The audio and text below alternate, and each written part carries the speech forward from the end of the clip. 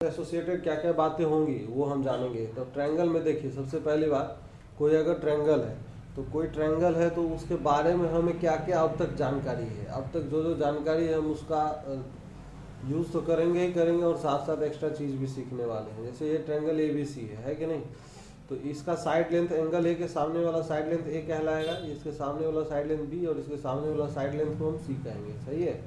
अब यहाँ पे पहली बात हम एक चीज़ ये जानते हैं कि तीनों एंगल का जो सम होता है ट्रायंगल में, तीनों एंगल का सम A + B + C, क्या ये पाई बोल दे या 180 डिग्री बोल दे, एक ही बात है क्या?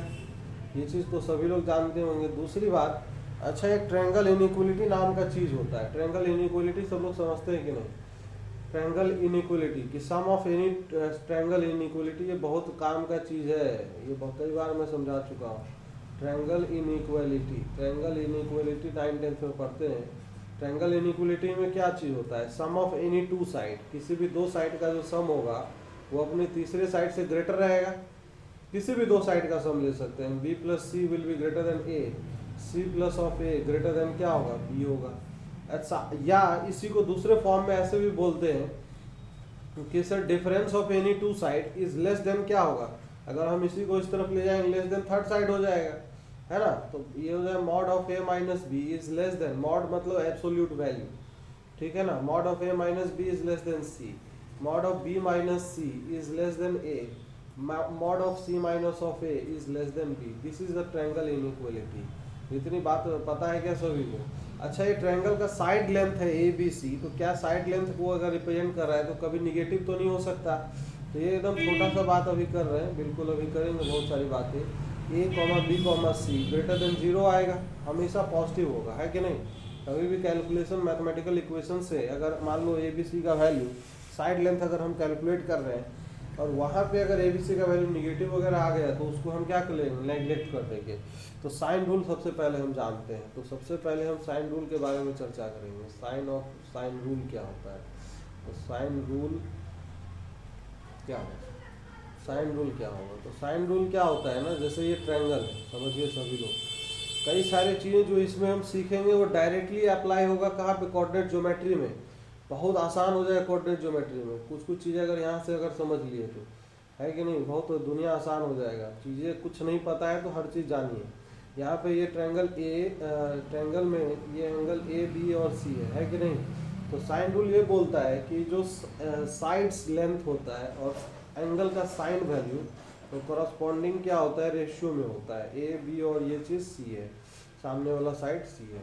तो एक्चुअली में यहाँ से जो रिलेशन आता है, दिस इज A में sine A this is sine of A equal to B by this is sine of C equal to C by sine of ये B होगा, B में sine of B equal to C में sine of C equal to 2R होता है। R यहाँ पे क्या है? This is R is the circumradius, this is circumradius. Circumradius सबको पता है कि क्या होता है सर्कम रेडियस? देखिए सर्कम रेडियस क्या होता है उस चीज़ को समझ लेते हैं कि अगर कोई भी त्रिभुज है, कोई भी अगर ट्रायंगल है, तो ट्रायंगल के तीनों वर्टेक्स से पास होने वाला एक सर्कल एग्जिस्ट करता है, ठीक है। एक सर्कल पक्का से एक यूनिक सर्कल एग्जिस्ट करेगा, ऐसा नहीं कि बहुत सारे सर्कल होंगे। There will be a unique circle. तो वो जो यूनिक सर्कल होगा, जैसे बात करें ये सर्कल है अपना, है कि नहीं, ये इस तरीके का सर्कल। तो ये जो यूनिक सर्कल है इसका जो रेडियस होता है, इसी सर्कल का तो सेंटर भी होगा, होगा कि नहीं होगा?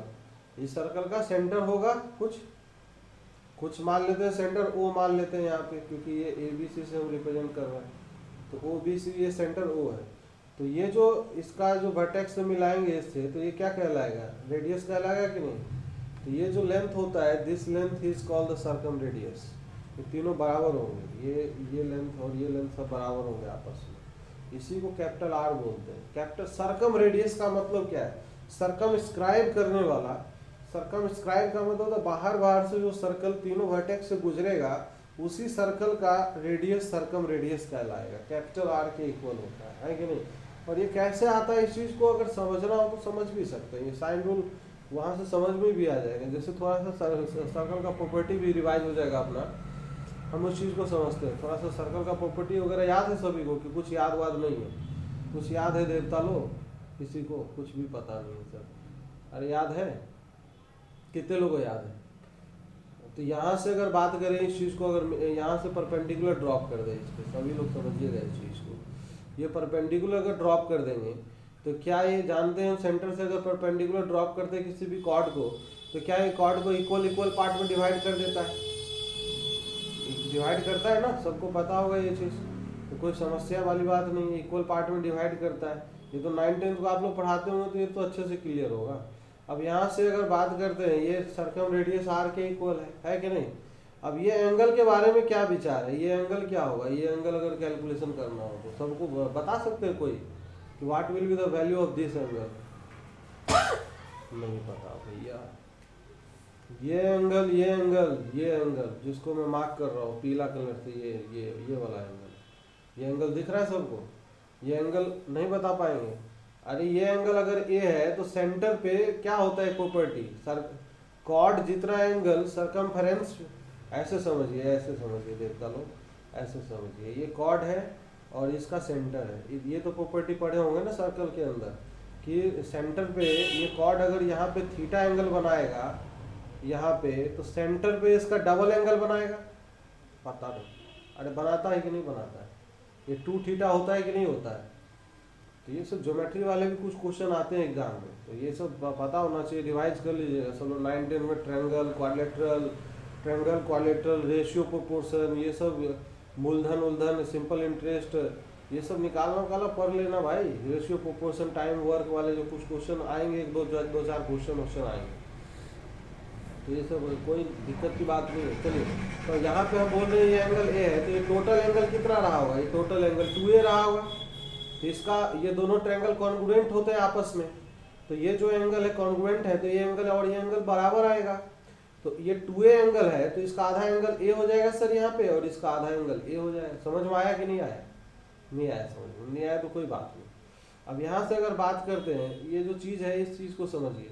साइन थीटा का अगर फॉर्मूला लगाते हैं, चाहे किसी भी चीज़ से हम रिलेट कर सकते हैं इस चीज़ को, अगर हमें रिलेट करना हो, साइन से रिलेट करना हो, कॉस से रिलेट करना हो, जिससे भी रिलेट करना हो उससे रिलेट कर सकते हैं, हमें उसमें कोई आपत्ति नहीं होना चाहिए। हम बोल रहे हैं BC का साइड लेंथ अगर टोटल A है, तो ये आधा BM लेंथ क्या होगा? क्या A/2 होगा? अब A/2 R और A को रिलेट करना हो तो किससे रिलेट होगा? कौन से रेशियो से रिलेट होगा? ट्रिग्नोमेट्री के साइन थीटा से रिलेट होगा? नहीं होगा। साइन ऑफ A अगर लिखेंगे तो क्या लिखेंगे बताइए, सभी लोग बताइए। Sine of A equal to क्या लिखेंगे?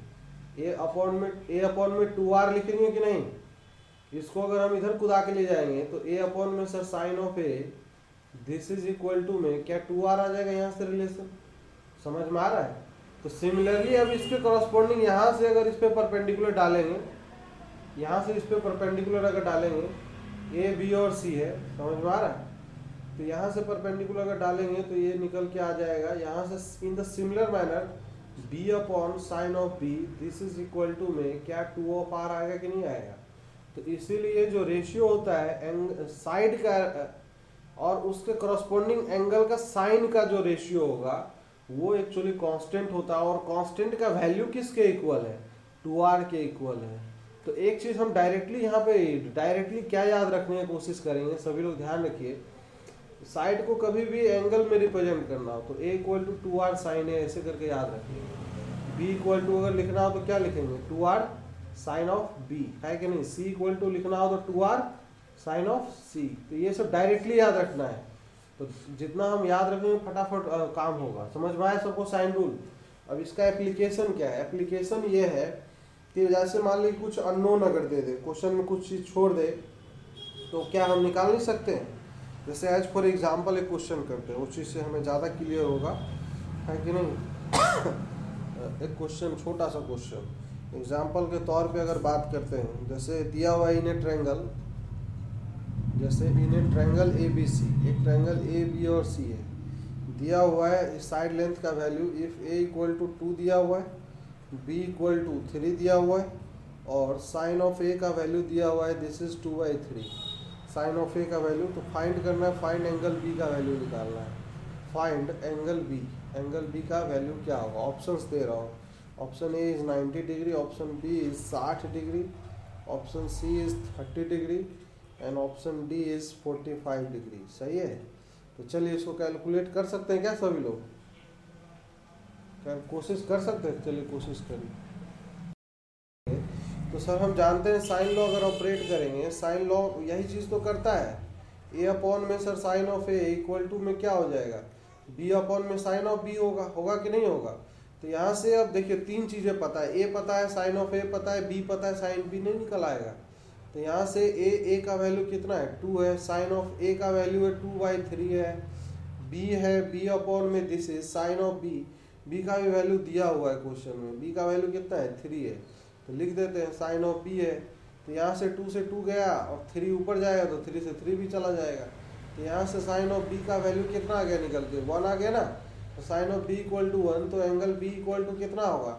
अरे π/2 होगा कि नहीं होगा? नहीं समझ में आ रहा कुछ भी? समझ में आ रहा है? यही चीज़ है साइन लॉ, कुछ नहीं है, बहुत सिंपल है। चलिए दूसरा देखते हैं इसमें हम कोसाइन लॉ। तो कोसाइन लॉ क्या होता है वो चीज़ समझते हैं। Cosine law, cosine law. तो कोसाइन लॉ में क्या है? जैसे अगर ट्रायंगल है, ये बहुत यूजफुल है, cosine law is very useful. तो ट्रायंगल में क्या करता है, ये ए बी और सी है कि नहीं?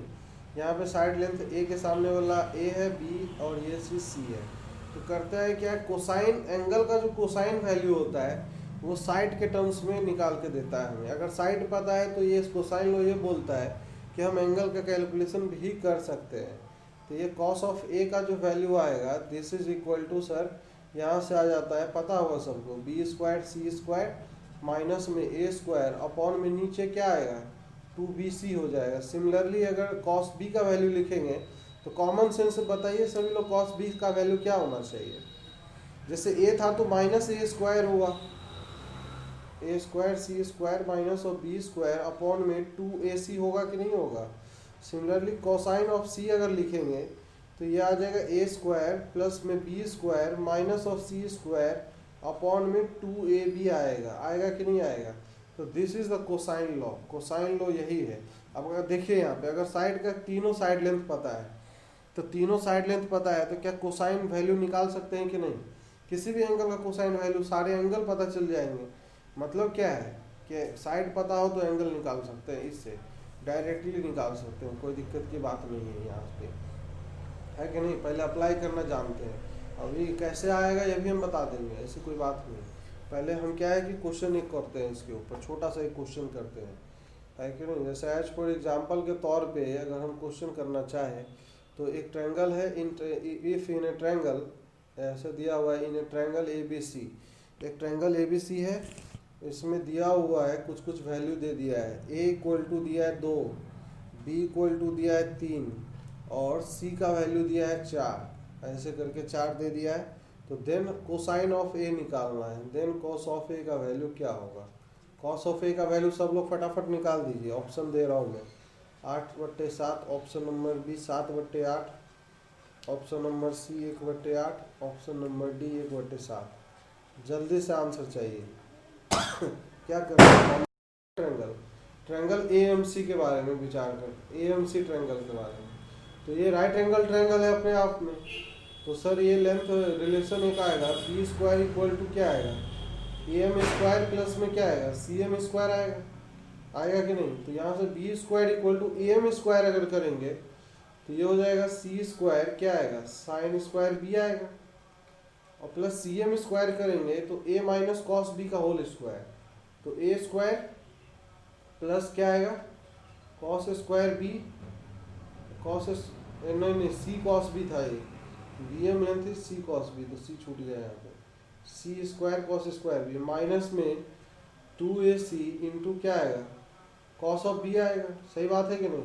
अब इसको भी चाहे तो हम cos में चेंज कर सकते हैं। समझ में आ रहा है सबको? तो यहीं से जो रिजल्ट है फिर रिजल्ट आ जाएगा। समझ में आ रहा है? हाँ। तो यहीं से रिजल्ट हम फाइंड आउट कर सकते हैं, है कि नहीं? दोनों मर्ज हो जाएंगे ना, ये दोनों, ये देख रहे हैं, ये दोनों मर्ज हो जाएगा। sin² theta plus cos² theta 1 हो जाएगा। तो ये b² इक्वल टू हो जाएगा, this is c² plus of a² minus of 2ac into cos of b हो जाएगा। समझ में आ गया होगा अब तो आ गया ना? cos b इक्वल टू क्या आ गया? इसको इधर ए स्क्वायर सी स्क्वायर माइनस में बी स्क्वायर अपॉन में क्या आ गया 2ac आ गया। कोई समस्या है? तो बस ऐसे ही थोड़ा सा मजे कर रहे थे और कोई बड़ी बात नहीं तो ये प्रॉब्लम करके तो कहीं थोड़ा ठीक नहीं लग रहा था, अपने आप में ये प्रॉब्लम ही हो गया है। थोड़ा सा क्या है मैनिपुलेशन कैलकुलेशन ये सब करते हैं तो मैथ करने का आदत बनता है, करना चाहिए लोग को। लोग जनरली इससे भागते हैं कि कैसे भी करके कुछ ना कुछ चुटपुटिया टाइप से कुछ बता दे कि सारा क्वेश्चन हो जाए, लेकिन वो होता नहीं है। चलिए इसमें एक और फॉर्मूला, छोटा सा फॉर्मूला वो समझते हैं, प्रोजेक्शन फॉर्मूला। फॉर्मूले छोटे छोटे, प्रोजेक्शन फॉर्मूला, प्रोजेक्शन फॉर्मूला। इस पर क्वेश्चन है और भी, अभी हम करवाएंगे है कि नहीं। कुछ फॉर्मूला पहले देख लेते हैं। प्रोजेक्शन फॉर्मूला, तो प्रोजेक्शन फॉर्मूला क्या होता है? बहुत सिंपल फॉर्मूला है। अभी अभी जो हमने देखा था उसी से समझ में आ जाएगा। जैसे ये ट्रायंगल है, ठीक है, प्रोजेक्शन फॉर्मूला क्या बोलता है? जैसे ए लेंथ है, ये B A B C triangle है, तो प्रोजेक्शन फॉर्मूला ये बोलता है कि अगर हम यहाँ से लाइट डालें ऊपर से, समझिएगा, किसी भी एक साइड को बाकी दो के प्रोजेक्शन में हम लिख सकते हैं। ये प्रोजेक्शन फॉर्मूला बोलता है। मतलब कहने का मतलब ये है कि अगर हम ऊपर से लाइट डालें, यहाँ पे लाइट, यहाँ से ऐसे वर्टिकल लाइट अगर डाले इस प्रकार से, तो ये बताइए इस वर्टिकल लाइट का शैडो कितना बनेगा? शैडो ये बीसी लेंथ बन जाएगा। अरे बनेगा कि नहीं सभी लोग बताइए? सब लोग समझ पा रहे हैं कि नहीं हम क्या बोल रहे हैं? कि धतूरा टाइप से लग रहा है, ये अजीब सा, पता नहीं कौन कौन सी बातें कर रहा है ये। हम बोल रहे हैं तो ये जो लेंथ है ना, एक्चुअली में बीसी लेंथ, ए बी और ए सी का प्रोजेक्शन आ जाएगा। तो B M is a projection of क्या? ए बी है। समझ में आ रहा है यहाँ पे? B M is projection of, B M is, this is projection of क्या है? प्रोजेक्शन ऑफ ए बी है ना। And C M is what? C M is projection of A C है। समझ में आ रहा है? तो अब यहाँ पे टोटल जो बी सी लेंथ है, ये बी सी लेंथ को क्या लिख सकते हैं? B M plus C M लिख सकते हैं। समझ में आ रहा है? और बी एम लेंथ को हम क्या लिख सकते हैं? ये साइड लेंथ अगर सर सी है, इस एंगल सी के सामने वाला, तो सी कॉस बी होगा, ये कॉस प्रोजेक्शन। अरे कंपोनेंट जैसे ब्रेक करते हैं। तो ये B C equal to what? ये ए था एक्चुअली में। तो सर ए इक्वल टू आ गया, B M length is C cos B, C times cos of B, and C M length is what? C M length क्या है? Angle B के सामने वाला साइड लेंथ बी है, ये एंगल सी है, तो बी का कोसाइन वैल्यू ये होगा सी एम लेंथ, तो ये बी कॉस सी हो जाएगा। This is B cos of सी हो जाएगा। तो this is the projection formula. मतलब angle A is the projection of other two sides, बाकी दो साइड के ये प्रोजेक्शन है। इन द सिमिलर मैनर बाकी साइड को अगर लिखना हो तो लिख सकते हैं क्या? यहाँ पे अगर बी को लिखना हो तो कैसे लिखेंगे बताइए सभी लोग? अगर बी को लिखना हो तो किसका प्रोजेक्शन होगा? ए और सी का प्रोजेक्शन होगा। तो ये क्या हो जाएगा? ए कॉस ऑफ, बताइए, ए कॉस ऑफ सी प्लस में क्या आएगा? सी कॉस ऑफ ए आएगा। नहीं समझ में आया कुछ भी? अरे आ रहा है कि नहीं आ रहा देवता सब?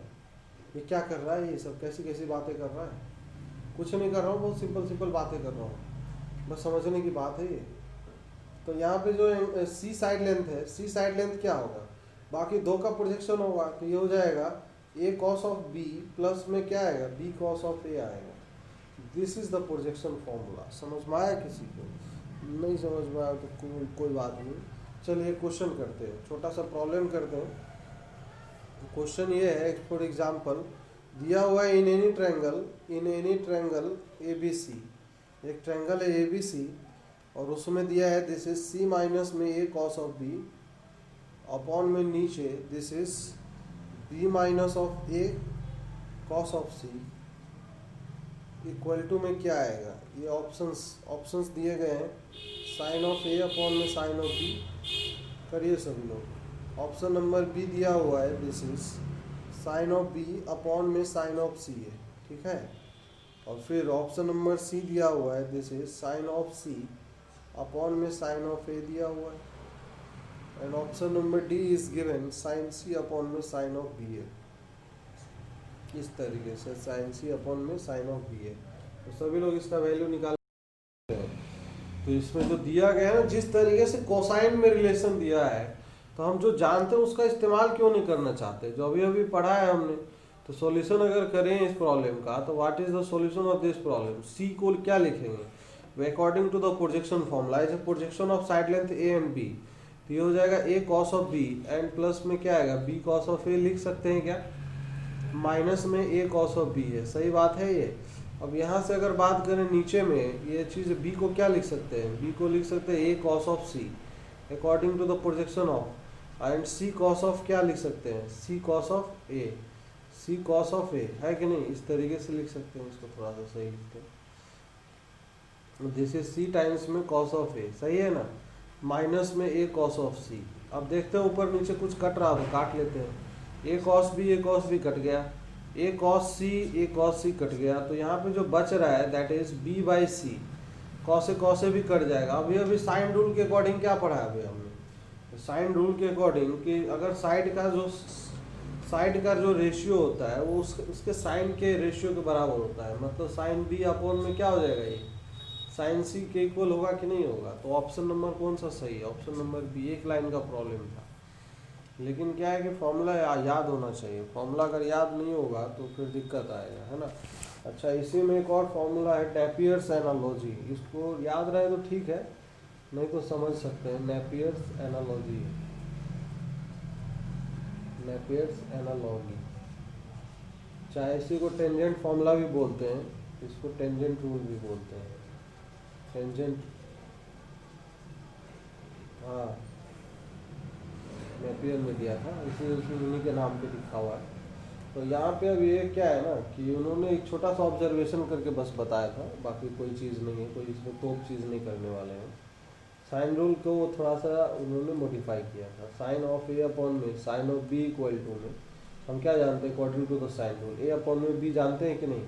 अब यहाँ पे हम कंपोनेंडो एंड डिविडेंडो अगर लगा ले, कंपोनेंडो डिविडेंडो तो हम लोग जानते ही हैं, तो कंपोनेंडो डिविडेंडो जो पहले पढ़ा था साइन ऑफ ए अपॉन में क्या हो जाएगा साइन बी अपॉन में नीचे, और साइन ऑफ ए माइनस में क्या हो जाएगा sine of B, this is equal to में sir A plus B upon में क्या आएगा ए माइनस बी आएगा, ऊपर में sine C plus sine D लगेगा, लगा लेते हैं। Sine C plus sine D का फॉर्मूला सभी लोग बताइए क्या होता है, 2 sine C plus D by 2 होगा, मतलब ए प्लस बी बाई 2 आएगा कि नहीं आएगा, और इनटू में cos C minus D by 2 होता है, मतलब ए माइनस बी बाई 2 आ जाएगा, सही बात है ये।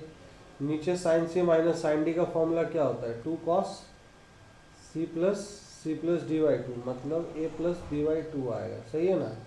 और इनटू में क्या हो जाएगा, इनटू में कॉस, इनटू में sine C minus D by 2, sine C minus D by 2 मतलब A minus B by 2, this is equal to A plus B upon में A minus B.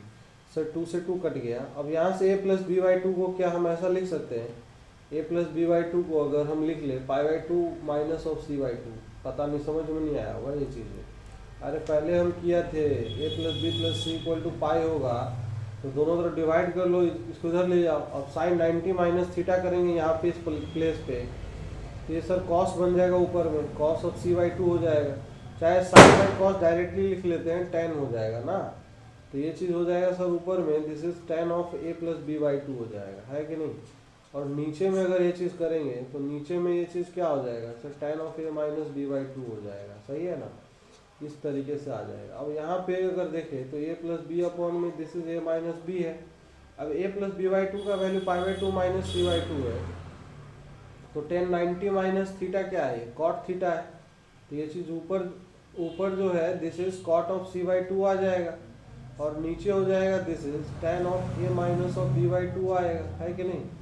This is equal to में A plus B upon में A minus B हो जाएगा, सही है। अब हम क्या करने वाले हैं, इसको इधर ट्रांसफर करने वाले हैं और कुछ नहीं करने वाले, तो यहाँ से निकल के आ जाएगा this is tan of A minus B upon में 2, दिस इज इक्वल टू, इसको अगर इधर ट्रांसफर कर लेंगे तो ए माइनस बी अपॉन में ए प्लस ऑफ बी, और इनटू में क्या हो जाएगा this is cot of C by 2 हो जाएगा। तो यही नेपियर का फॉर्मूला था, उन्होंने निकाल के बताया था, कुछ तो चीज़ थोड़ी किया था उन्होंने, बस टेन को जो फॉर्मूला था टेन वाला साइन रूल को उधर कंपोनेंटो डिविडेंडो इधर उधर खेल के उसे एक नया रिजल्ट दे दिया, और क्या। अब जैसे इन द सिमिलर मैनर अगर हमें लिखना हो tan of B minus C by 2, तो क्या लिख सकते हैं, क्या सभी लोग बताइए क्या लिख सकते हैं, tan B minus C by 2 difference angle का हाफ, ये यहाँ पे देखिए ना ए बी था, तो यहाँ पे ए बी है, ए प्लस बी है, क्या होगा कॉमन सेंस से बी माइनस सी अपॉन में बी प्लस सी हो जाएगा।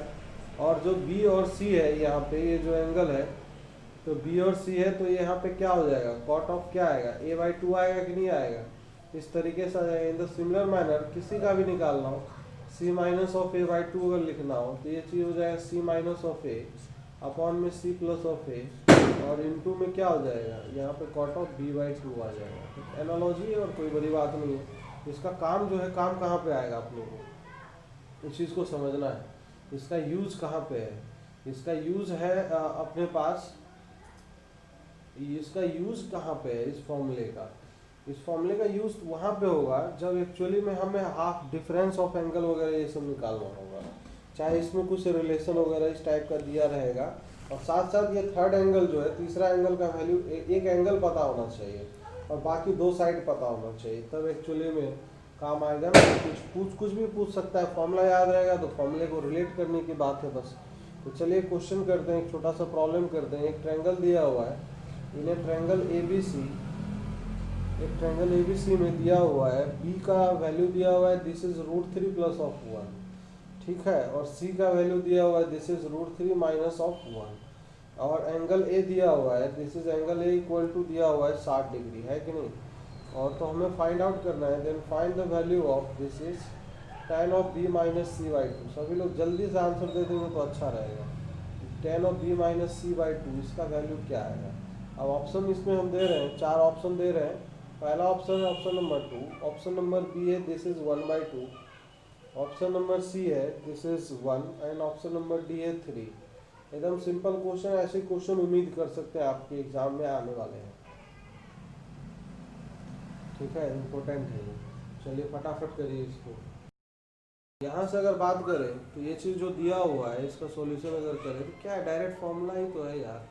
tan B माइनस C/2 का सर नेपियर फॉर्मूला ये होता है B माइनस सी अपॉन में B प्लस सी, इनटू में क्या हो जाएगा, कॉट ऑफ a/2 हो जाएगा। तो बस B माइनस सी दोनों को डिफरेंस लेंगे तो सर कितना आ जाएगा, तो 2 आ जाएगा, 2, हाँ 2 आ जाएगा, और नीचे में 2 प्लस 2√3 आ जाएगा। कॉट a/2, कॉट 30 का वैल्यू सर √3 होता है, तो √3 रख देते हैं, √3 सब कट पिट के 1 आ गया आंसर, आंसर 1 आ गया, है कि नहीं। इसमें क्या है ये। अच्छा चलिए अब हाफ एंगल फॉर्मूला देखते हैं, half angle formula. Next half angle formula, half ये बहुत काम का चीज़ है, half angle formula. Half angle formula अगर बात करें तो देखे होंगे कभी अपने जीवन में कहीं ना कहीं इस तरीके का फॉर्मूला वगैरह, जैसे क्लास 10th वगैरह में हीरोज़ फार्मूला पढ़ते हैं, हीरोज़ फार्मूला होता है एक्चुअली में, तो हीरो लोग बोलते हैं ऐसे ही, पढ़े हैं सभी लोग। एरिया ऑफ ट्रायंगल वगैरह क्या होता है फॉर्मूला याद है सबको, delta equal to of S into S minus of A S minus B S minus C, है कि नहीं।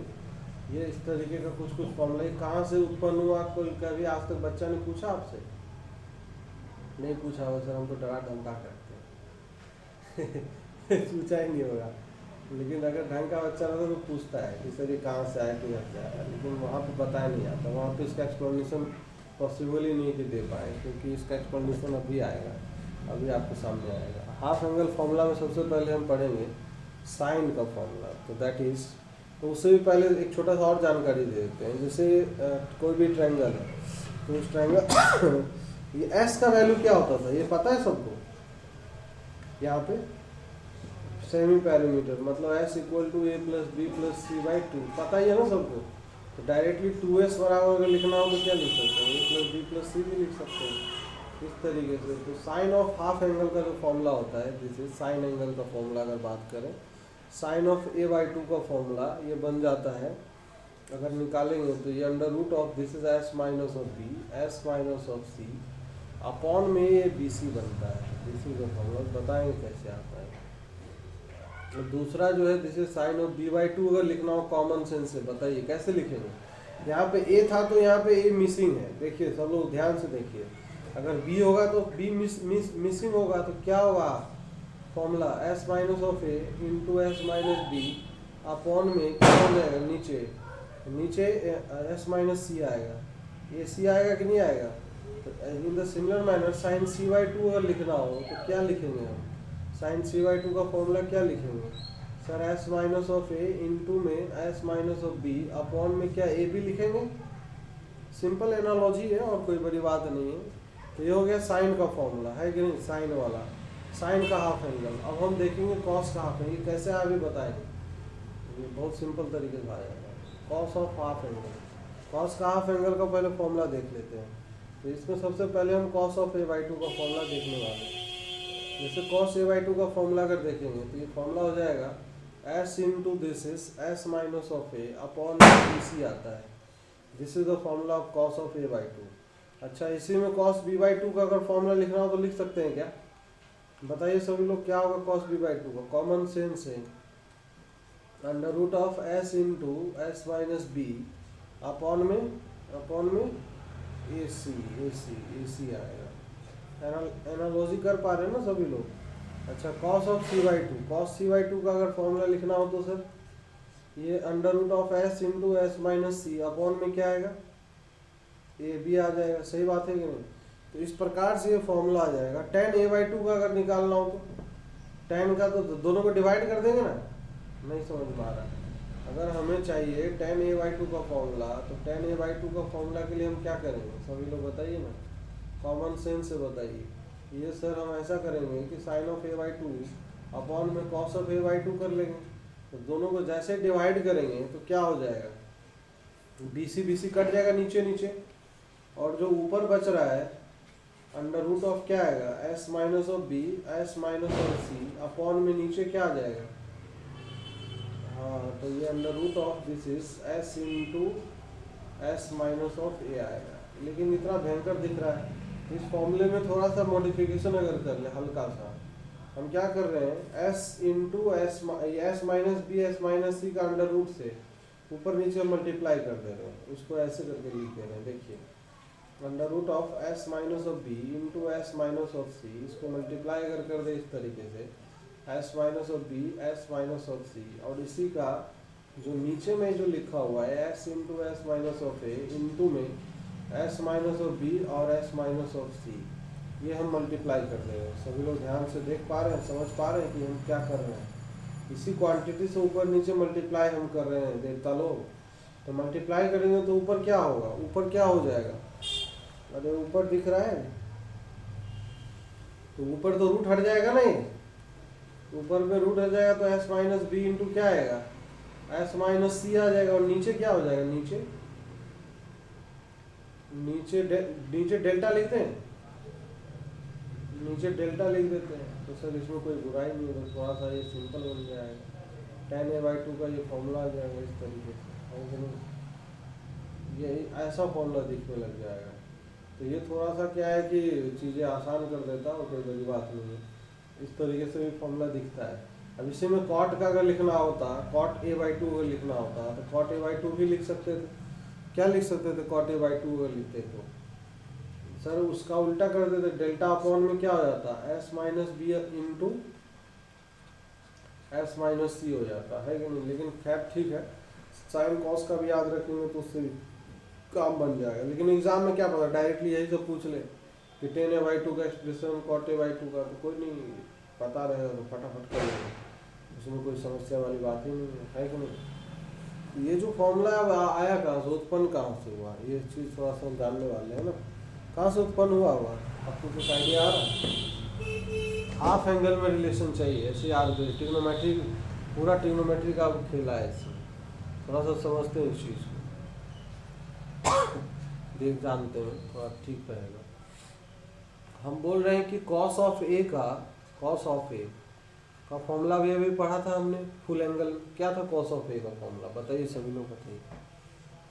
अरे कॉस ऑफ ए का फॉर्मूला पढ़ा था ना अभी B square plus C square minus of A square. Cosine rule नहीं पढ़ा था? Cos B square plus C square minus A square upon में क्या नीचे 2bc होगा कि नहीं होगा? कुछ हजम हो रहा है, ये सब हम क्या बातें कर रहे हैं, कुछ भी समझ में नहीं आ रहा, कोई बात नहीं। अब इसमें अगर हम बात कर रहे हैं, इसमें 1 का एडिशन कर दे, 1 प्लस कॉस ए। अब कुछ याद आ रहा होगा कि क्यों 1 का सर एडिशन करने जा रहे हैं आप? कुछ याद आ रहा है कि हमने बोला था घोष में ये चीज़ बहुत बार दिखाई देगा, ये +1, ये 1 प्लस कॉस ए का फॉर्मूला डायरेक्टली क्या होता है? फॉर्मूला 2 cos² a/2, और यहाँ पे इसको ऊपर ले जाएंगे तो b² + c² 2bc हो जाएगा। तो ये b + c का होल स्क्वायर माइनस में a² आ जाएगा। सही बात है कि नहीं? और नीचे में 2bc है। सही है। तो अब यहाँ पे a² - b² से अगर इसको ओपन कर लेंगे, b + c + ऑफ a, और इनटू में क्या आएगा, b + c - ऑफ a आएगा, है कि नहीं? और नीचे है ये दिस इज 2bc है कि नहीं?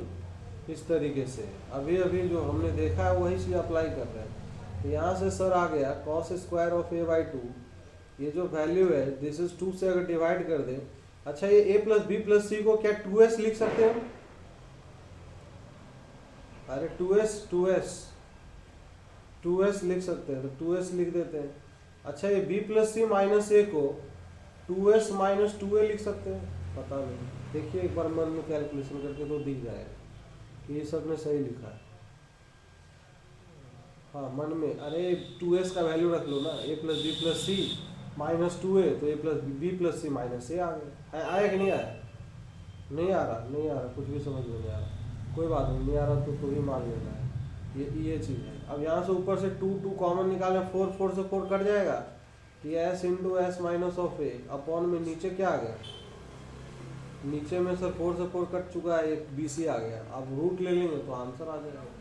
तो cos ऑफ a/2 का वैल्यू आ जाएगा। cos a/2 का वैल्यू आ गया सर, ये √(s × s - of a upon में क्या आ गया, bc आ गया। आया कि नहीं आया?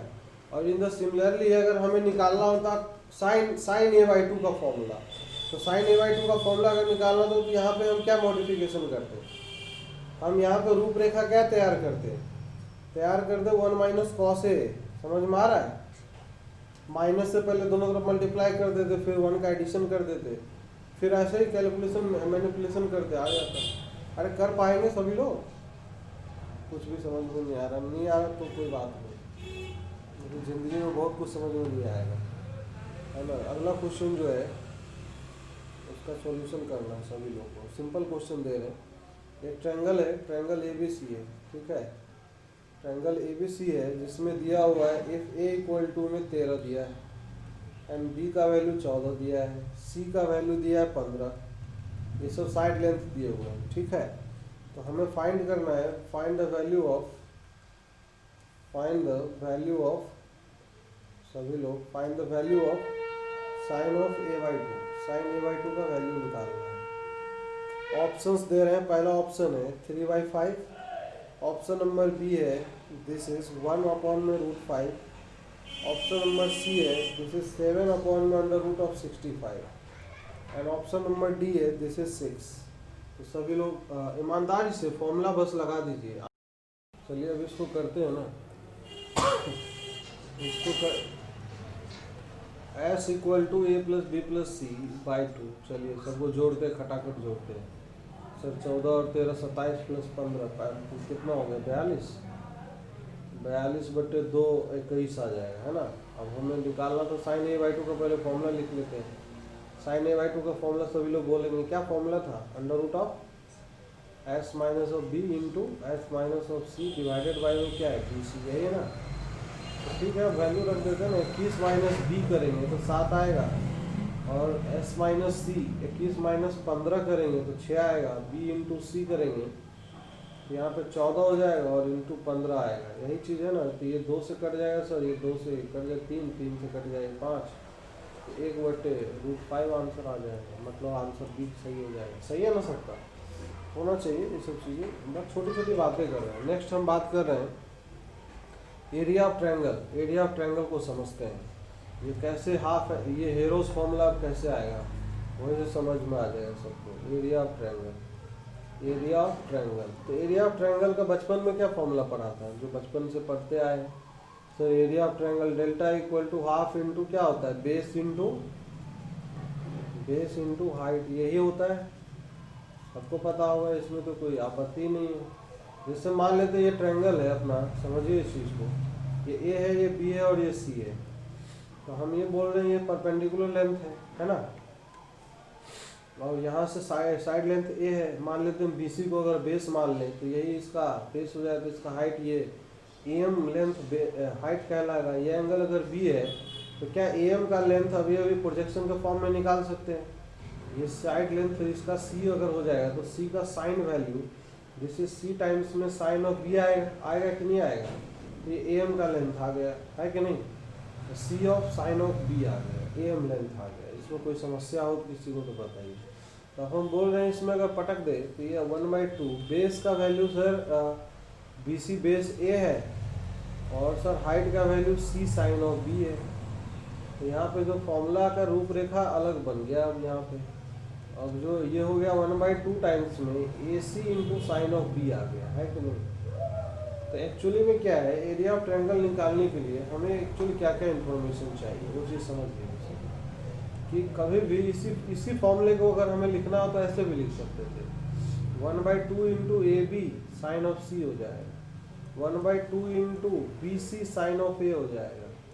तो एक्चुअली में क्या है कि कभी भी अगर किसी भी त्रिभुज में ये साइड लेंथ सी है और ये साइड लेंथ अगर बी है, इसके बीच का ये इंक्लूडेड एंगल अगर पता हो, दोनों साइड के बीच का इंक्लूडेड एंगल ए पता हो, तो सर एरिया ऑफ ट्रायंगल बिल्कुल आसानी से लिख सकते हैं 1/2 इंटू दिस, इसका और इसका प्रोडक्ट और इसका साइन वैल्यू का प्रोडक्ट। तो यही होता है एरिया ऑफ ट्रायंगल का फॉर्मूला। इसका फॉर्मूला अरे नहीं समझ में आया क्या? आया कि नहीं सबको? हाँ, ये फॉर्मूला याद रखना है सबको। ये बहुत इंपॉर्टेंट, अति इंपॉर्टेंट फॉर्मूला है। वेक्टर पे आगे चल के काम आने वाला है। ये बहुत इंपॉर्टेंट चैप्टर है सॉल्यूशन ऑफ ट्रायंगल। कई जगह इसका एप्लीकेशन इंटरलिंक्ड है ना। मैथ्स तो हर जगह से इंटरलिंक्ड है एक दूसरे से। भले चैप्टर हम अलग अलग करके पढ़ते हैं, लेकिन ऐसा थोड़े कि यहाँ पढ़ेंगे तो यहीं पे काम आएगा, सब जगह काम आएगा। अच्छा, अब यहाँ से हीरोज फॉर्मूला देख लेते हैं। हीरोज फॉर्मूला कैसे आएगा उसको भी समझ लेते हैं उसको भी समझ लेते हैं कि सर यहाँ पे अभी अभी हमने देखा है कि area of triangle equal to 1/2 into B c into sine of ए है। तो साइन ऑफ ए को सर हाफ एंगल में अगर बदल ले, क्योंकि हाफ एंगल में हम फॉर्मूला जानते हैं 1/2 into B C, half angle का फॉर्मूला सर इसका 2 साइन ऑफ a/2 इंटू में क्या कॉस ऑफ a/2। सही बात है कि नहीं? अब साइन ऑफ a/2 का वैल्यू पटक ले और कॉस ऑफ a/2 का वैल्यू अगर पटक दे यहाँ पे, तो काम तब तमाम हो जाएगा। 2 से 2 सर फैल जाएगा यहाँ पे। ये हो जाएगा B c sine of a/2 का वैल्यू क्या था? सभी लोग बताइए, आराम से बताइए, ईमानदारी से बताइए। s minus of B, s minus of C upon में क्या था? बी सी था। सर कॉस ऑफ a/2 का भी हम जानते हैं, क्या था formula? s into S minus of A upon में बी सी था कि नहीं था? अरे हाँ कि ना। ये रूट ऑफ बी है, root of B C, root of B C, B C बन रहा है तो ये इससे कट जाएगा, कटेगा कि नहीं? तो ये जो कैलकुलेशन है, ये कैलकुलेशन क्या आ जाएगा? ये अंडर रूट ऑफ, बताइए, s into S minus of A into में क्या आएगा? S minus B S minus c. आ गया कि नहीं? वो चमत्कारी फॉर्मूला जो बचपन में हम रटा करते थे। तो लेकिन यहाँ तक पहुँचने के लिए कितना सीक्वेंस में मेहनत करना पड़ा है, बहुत कुछ करना पड़ा है।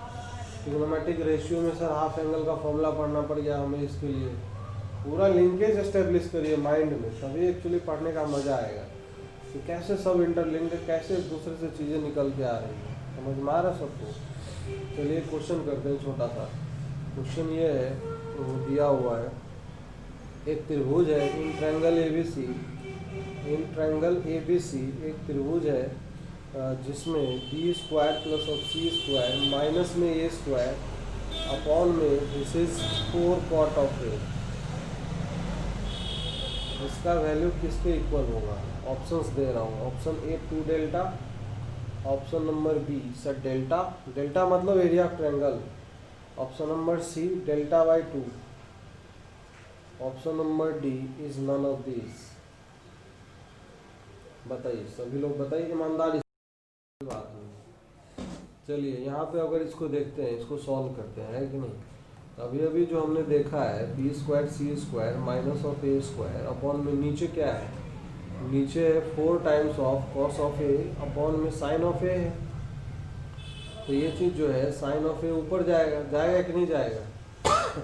अब यहाँ से अगर देखें तो ये जो क्वांटिटी है कॉस ऑफ ए का वैल्यू जानते हैं कि नहीं जानते हैं? जानते हैं सर, फॉर्मूला लगा देंगे, आंसर आ जाएगा। तो ये चीज़ 4 टाइम्स ऑफ कॉस ऑफ ए का value B square plus C square minus में ए स्क्वायर अपॉन में से 2bc बताया था कि नहीं बताया था, और इंटू में साइन ऑफ ए ऊपर मजे कर रहा है। मतलब यहाँ से अगर बात करें तो ये टर्म और ये टर्म सर कट जाएगा, कटेगा 2 से 4 भी कट जाएगा, कटेगा 2 बचेगा, है कि नहीं। अब सबको ऊपर अगर ले जाएंगे ट्रांसफ़र कर लेंगे तो यही चीज़ हमें क्या दिखाई देगा सर, 1/2 दिखाई देगा, BC बचा हुआ 1/2 BC sign of A.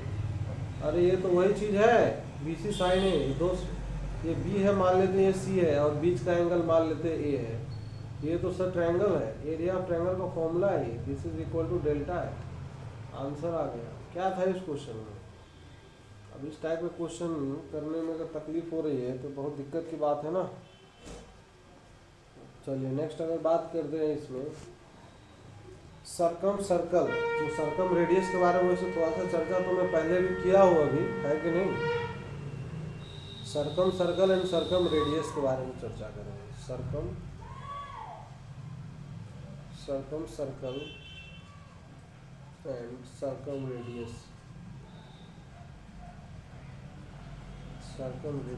सरकम circle and circumradius. अभी तो एक फॉर्मूला तो अभी देख ही लिया हमने, जो बताया था सरकम सर्कल का मतलब क्या होता है, वो सर्कल जो सर्कमस्क्राइब करे, बाहर मतलब तीनों वर्टेक्स से जो गुजरे, जैसे ये ए है, ये बी है और ये सी है, तो तीनों वर्टेक्स से गुजरने वाला जो सर्कल होता है, this circle is called the circumcircle. इसी का जो सेंटर होगा, this centre is called the circumcentre. अभी बताया है कि सर ये डिस्टेंस और ये सब सारे के सारे डिस्टेंस बराबर होंगे। शुरुआत के लेक्चर जहाँ से स्टार्ट ही हुआ था अपना साइन रूल से, है ना। तो वहाँ पे ये कैपिटल आर होता है, ये भी सर कैपिटल आर होता है और ये भी कैपिटल आर होता है कि नहीं। साइड लेंथ अगर बात करें तो ये साइड लेंथ ए होता है, ये बी हो जाएगा और ये चीज़ सी हो जाएगा, है कि नहीं। तो ये इस प्रकार से this is called the circum centre and capital R is called the circum radius. तो इसका एक फॉर्मूला तो अभी हमने देख ही लिया था। एक फॉर्मूला क्या निकाला था, कैपिटल आर का अगर वैल्यू निकालना हो तो क्या लिखेंगे। तो अभी देखा था ना कि सर साइन रूल में क्या देखा था, a upon sine a is equal to क्या देखा था, बी अपॉन में, बोलिए सभी लोग, sine of B equal to c upon में क्या था, sine of C equal to में 2r के इक्वल था, अरे है कि नहीं। तो इसका हम किसी का भी यूज कर सकते हैं, किसी भी दो को पकड़ लेंगे तो वहां से r का वैल्यू आ जाएगा। नहीं आएगा क्या r का वैल्यू, आएगा कि नहीं आएगा, अरे कुछ समझ में नहीं आ रहा है। जैसे मान लो पहला और लास्ट को पकड़ लिए तो r का वैल्यू क्या हो जाएगा, यहाँ से r इक्वल टू में a अपॉन में 2 साइन ए हो जाएगा कि नहीं, a upon 2 times of sine of A, this is the formula. बस इसको रटने की बिल्कुल आवश्यकता नहीं है, ये तो कॉमन सेंस काम कर रहा है। लेकिन इस फॉर्मूले को हम मॉडिफाई करने वाले अभी के अभी, तो मॉडिफाई कैसे करने वाले हैं वो चीज़ समझना है। तो जैसे डेल्टा अगर हम एरिया ऑफ ट्रायंगल का फॉर्मूला लिखते हैं तो फॉर्मूला में कहाँ पे साइन ऑफ ए दिखता है, 1/2 times b into c sine of a लिख सकते हैं क्या सभी लोग सोच के सर यहाँ से साइन ऑफ ए का वैल्यू अगर निकाल लें तो साइन ऑफ ए का वैल्यू क्या आएगा निकल के, बताइए सभी लोग बताइए सर, 2 डेल्टा अपॉन में BC आएगा। और इस वैल्यू को यहाँ पे चेप दे अगर तो सर मज़ा आ जाएगा, कैपिटल आर इक्वल टू हो जाएगा, देखिएगा सभी लोग, ए अपॉन में साइन ए का वैल्यू रखने वाले हैं, साइन ए का वैल्यू रख दें, यहाँ पे 2 हो जाएगा और फिर 2 हो जाएगा, 2 डेल्टा आ जाएगा, अपॉन में BC आ जाएगा, इसको अब ऊपर ले जाएंगे तो ABC अपॉन में क्या आ जाएगा, 4 डेल्टा। तो capital R equal to this is ABC upon में 4 times of delta. This is also one of the formula for the capital R and this is very important formula. ABC upon में 4 delta, मतलब कोई भी triangle अगर पता है, मान लो suppose that ये काम आएगा कोऑर्डिनेट ज्योमेट्री के अंदर भी, अगर कोई ट्रायंगल पता है उसका तीनों साइड लेंथ पता है A, B और C, तो क्या हम हीरोज फॉर्मूला लगा के एरिया ऑफ ट्रायंगल भी निकाल सकते हैं। एरिया ऑफ ट्रायंगल मतलब डेल्टा का वैल्यू आ जाएगा। अब डेल्टा का वैल्यू यहाँ पे इस एक्सप्रेशन में रख देंगे तो r का वैल्यू आ जाएगा, उसका सर्कम रेडियस का वैल्यू आ जाएगा। सबको समझ में आ रहा है क्या कौन सी बातें कर रहा है ये, अरे हाँ कि ना। एक्चुअली में एक बात और मैं करना चाहूँगा कि ये जो ट्रायंगल होता है समझिएगा, छोटी सी बात कर लेते हैं ऐसे ही।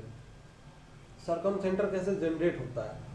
एक प्रॉपर्टी होता है ट्रायंगल में। एक ट्रायंगल का प्रॉपर्टी ये होता है कि जैसे कोई भी ट्रायंगल है ए बी और सी, इसका परपेंडिकुलर बाइसेक्टर, तीनों साइड का जो परपेंडिकुलर बाइसेक्टर होता है वो कंकरेंट होते हैं। जैसे इस साइड का ये मान लेते हैं परपेंडिकुलर बाइसेक्टर है, जो इसको बीचों बीच काटे और इस पर परपेंडिकुलर भी रहे। इस साइड का मान लेते हैं परपेंडिकुलर बाइसेक्टर ये है, ये है। तो ये परपेंडिकुलर बाइसेक्टर मतलब ये लेंथ और ये लेंथ बराबर है कि नहीं? अच्छा, ये इसका परपेंडिकुलर बाइसेक्टर, ये कंकरेंट होते हैं। कंकरेंट का मतलब समझ में आता है किसी को कि what do you mean by the concurrent? Concurrent से क्या मतलब समझ में आता है? कंकरेंट का मतलब होता है कि सारे के सारे लाइंस अगर एक पॉइंट पे आके मिलते हैं, तीन या तीन से अधिक लाइन, तो उसको हम कंकरेंट लाइंस बोलते हैं। समझ में आता है किसी को? नहीं समझ में आता है, कोई बात नहीं। तो यहाँ से अगर इसका परपेंडिकुलर बाइसेक्टर लेंगे, इसका इस साइड का भी, तो ये परपेंडिकुलर बाइसेक्टर इस तरीके से हमें दिखाई देगा ऐसे। अरे यार क्या बनेगा, और थोड़ा सा गुजारना पड़ेगा ना हमें।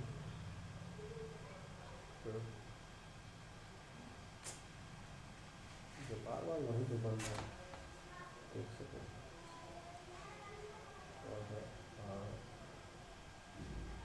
हाँ चलो ठीक है, लगभग ठीक है। अब यहाँ से अगर बात करें तो ये जो है ना, ये तीनों के तीनों लाइन, ये तीन लाइन दिख रहा है सबको, ये तीन लाइन कंकरेंट है। ये लेंथ और ये लेंथ बराबर मान लो, दिख नहीं रहा है, मान लो। तो ये जो पॉइंट होता है ना, this point of concurrency is called the circum centre.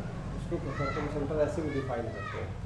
ये ट्रायंगल का प्रॉपर्टी होता है। जैसे सारे एल्टीट्यूड कंकरेंट होते हैं तो उसको ऑर्थो सेंटर बोलते हैं, सारे मीडियन कंकरेंट होते हैं तो उसको सेंट्रोइड बोलते हैं। पता है ना ये सब चीज़ें? कभी सुना ही नहीं है, सुना ही नहीं। बहुत बढ़िया। 9-10 के पढ़ा रहे होते नहीं आप लोग? ये बताओ पहले कितने लोग पढ़ाते हैं इसमें 9-10 वाले? लगन तो पढ़ाता है, और बाकी लोग पढ़ाते हैं। ये क्या नाम है इनका? दिव्या जी पढ़ाते हैं आप? कौन से क्लास को पढ़ाते हैं? 8, 9, 10। अच्छा, और डी कुमार जी आप कौन से क्लास को पढ़ाते हैं? हेलो, 10th और 12th? अच्छा, ठीक है। तो वहाँ पे तो ये सब चीज़ें दिखाई देता होगा ना, सरकम सेंटर वगैरह ये सब चीज़। हाँ, तो इसको ऐसे भी डिफाइन कर सकते हैं, this is point of intersection of this is perpendicular bisector. लिख देता हूँ मैं, याद होना चाहिए सब चीज़। Perpendicular bisectors of sides of triangle. ये भी एक प्रॉपर्टी होता है। सर्कम सेंटर ऐसे भी प्राप्त होते हैं, है कि नहीं? अब बाकी बाद में चल के एक सर्कल गुजरता है इससे, ठीक है? तो ये फॉर्मूला याद रखना है। तो ये सब छोटी छोटी बातें हैं जो याद रखना है। एक छोटा सा क्वेश्चन में लिख रहा हूँ, सभी लोग उसका वैल्यू निकाल देंगे तो अच्छा लगेगा। क्वेश्चन ये है कि एक त्रिभुज दिया हुआ है इन ए ट्रायंगल ABC। एक ट्रायंगल दिया हुआ है ABC जिसमें साइड लेंथ दिया हुआ है A = 18 एंड B = 24, ठीक है? एंड C का वैल्यू दिया हुआ है 30 दिया हुआ है, 30 दिया हुआ है। तो हमें फाइंड करना है, फाइंड R का वैल्यू निकालना है। सभी लोग फटाक से जल्दी से कैलकुलेशन कर दिए, एकदम तेज़ी में, एकदम तूफानी स्पीड में। अब तक आंसर आ जाना चाहिए। 15, क्या बात है। लगन लगता कुछ ऑब्जर्व कर लिया है इसमें, ट्रिपलेट ऑब्जर्व कर लिए क्या?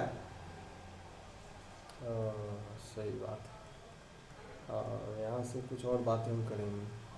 अब सोचिए सभी लोग कि ये इतना जल्दी आंसर क्यों दिया हो, कुछ तो राज रहा होगा। सुना होगा करते हैं, कोई समस्या नहीं। 15 आंसर आना चाहिए। ये S का वैल्यू पहले निकालते हैं। तो S का वैल्यू तीनों को जोड़ेंगे तो ये हो जाएगा 9 + 12 + 15, यही आएगा।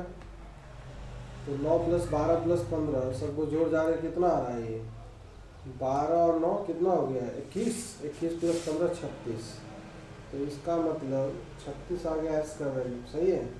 और हमें ट्रेंगल ए डेल्टा निकालना था। Delta equal to under root of S into S minus A, 36 into 36 minus 18 और फिर 36 माइनस 24, आराम आराम से हम ही कर रहे हैं, कोई दिक्कत नहीं है।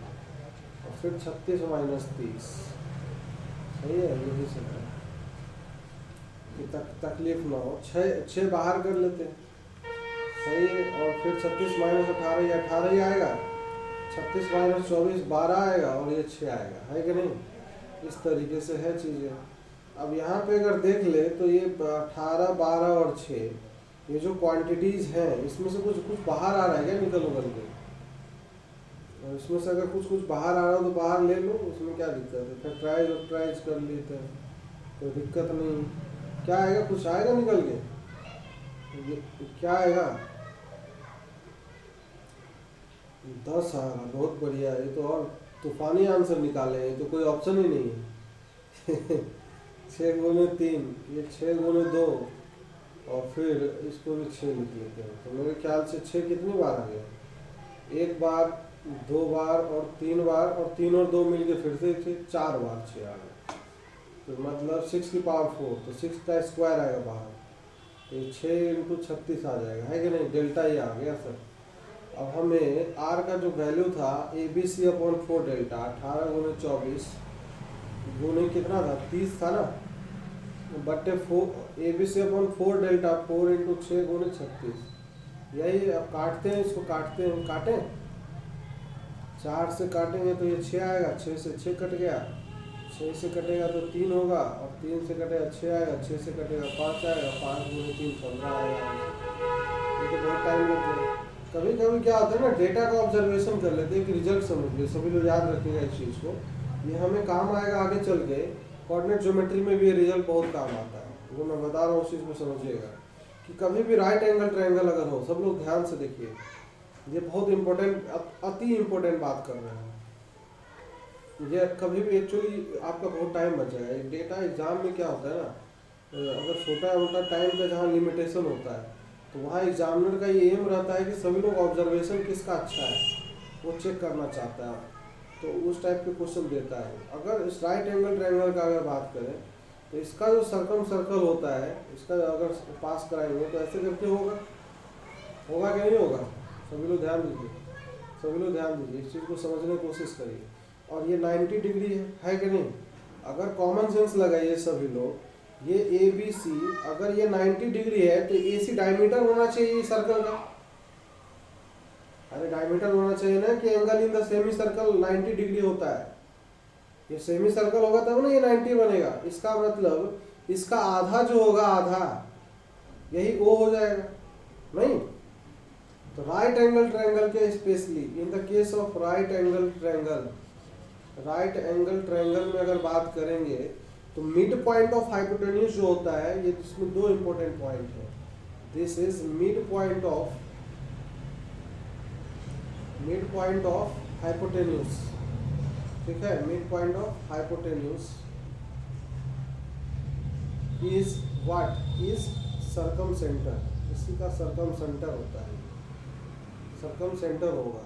अब इसमें दूसरी बात, सर्कम रेडियस का वैल्यू क्या हो जाएगा, अरे AC का आधा हो जाएगा कि नहीं होगा, AC लेंथ का आधा हो जाएगा। अब ये जो डेटा दिया हुआ था उसको ऑब्जर्व करिए सभी।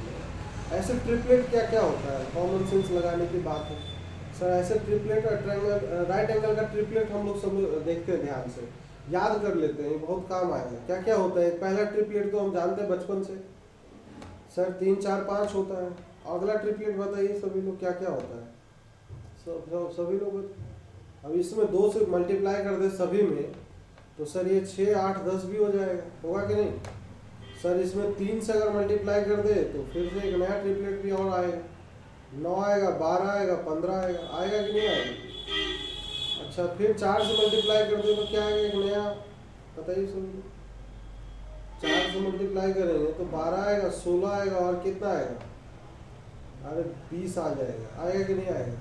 और भी ट्रिपलेट होते हैं क्या, 5 12 13 का, पता नहीं। अरे 5 12 13 होता है, मान लो भैया, मान लो, कर लेना, ये सब याद होना चाहिए। और कुछ होता है एक और, 17 का कुछ होता है, 5 15 17 नहीं 17 के साथ तो होता है, मुझे थोड़ा थोड़ा याद है। बचपन में हम लोग पढ़ा करते थे। अभी अब ये सब का जरूरत पड़ता नहीं है, तो लेकिन आपके काम आएगा ये चीज जो मैं बता रहा हूँ। 5 क्या क्या होता है तो सर राइट एंगल ट्रायंगल था, तो इसका सरकम रेडियस का इसका आधा नहीं हो जाएगा, इसका आधा हो जाएगा, आधा। तो इसका मतलब इस केस में आर का वैल्यू सर 30/2, ये लो एक लाइन में आंसर। तो ये सब जो रिजल्ट है अभी धीरे धीरे बताएंगे, बहुत कुछ बताएंगे, चीज़ें आएंगी तब, लेकिन हर चीज़ का समय आएगा तभी पता चलेगा, ठीक है ना। तो ये सब याद रखिएगा चीज़ें। चलिए, तो बाकी जो है ना कुछ चर्चाएं और हम कल करते हैं, अगले लेक्चर में करते हैं। बाकी के लिए आप लोगों का काम है, होमवर्क है, आप सबको हम ना होमवर्क दिया करेंगे डेली का डेली काम करने के लिए कि इतना करना है। और फिर उसको अगर मान लीजिए डाउट हो, दिक्कत हो, तो उसको अगले लेक्चर में हम क्या करेंगे, डिस्कस कर लेंगे। तो सभी लोग ये करेंगे कि जो ट्रिग्नोमेट्रिक इक्वेशन वाला है, पहले इक्वेशन से ही थोड़ा करते हैं, लेटेस्ट वाला पकड़ते हैं, इसका भी देंगे सीट कल दे देंगे। तो ट्रिग्नोमेट्रिक इक्वेशन वाला जो एक्सरसाइज है ना, उसका एक्सरसाइज 1 जितनी लेवल है, कितने ज़्यादा क्वेश्चन थे नहीं उसके अंदर, जितने लेवल है मतलब सब करके आइएगा सभी लोग। ट्रिग्नोमेट्रिक इक्वेशन के सभी लोग, ट्रिग्नोमेट्रिक इक्वेशन वाला जो सीट दिया है उसका एक्सरसाइज 1 का लेवल 1 में जितने प्रॉब्लम्स हैं, लेवल 1 में ज़्यादा प्रॉब्लम नहीं है, 21 है, और एक मिनट देखता हूँ कितने, 24 प्रॉब्लम है, 24 प्रॉब्लम है, 24 प्रॉब्लम्स है। 24 प्रॉब्लम तो कर ही सकते हैं ना, ज़्यादा हो जाएगा भाई, टाइम कम मिलता नहीं है, टाइम निकालिए, नहीं तो जीवन भर वही स्कूल और ट्यूशन ही करते रह जाएंगे। ये चीज़ ध्यान रखिए। अगर थोड़ा सा ऊपर अगर एम सोच रहे हैं तो टाइम निकाल के क्वेश्चन करिए, कहीं से भी टाइम निकालिए। अब हमें क्या पता कि कहाँ से कैसे लोग टाइम मैनेज करते हैं, लेकिन